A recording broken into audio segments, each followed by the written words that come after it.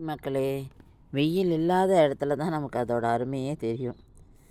கொஞ்சம் டெம்பரேச்சர் ஏறினா போகிறோம், எடு அரிசியை ஊற வெய்யி அரை கூழுக்கு ரெடி பண்ணு அப்படின்னு இந்த சூரியனை பார்த்த உடனே கூழ் கிளறியாச்சு. இதுக்கு முன்னாடியே நமக்கு அந்த வெதர் ஃபோர்காஸ்ட்னால ஊற வச்சாச்சு. ஊற வச்சு கூழை கிளறி நம்ம கையாலேயே அதை வெத்த குழலில் பிழிஞ்சு ஆஹா! ஏன்னா இது நம்மளுடைய டேஸ்ட்டுக்கு ஏற்ற மாதிரி இருக்கும். புளிப்பு, காரம், உப்பு எல்லாமே அது ஒரு தனி தான். எதுவுமே நம்ம கையால் பண்ணி நம்ம சாப்பிட்றது ஒரு தனி சந்தோஷம்தான். அதனால் சூரியன் எட்டி பார்க்கச்சவே இதெல்லாம் பண்ணிடணும் அப்படின்னு சொல்லிட்டு காத்தாலேயே ஆரம்பித்தாச்சு கூழ் வத்தல். ஆஹா! இப்போ அடுத்தது என்ன பண்ணணுன்னா, மத்தியானத்துக்கு அப்புறம் அரையாக உலர்ந்துருக்கும்.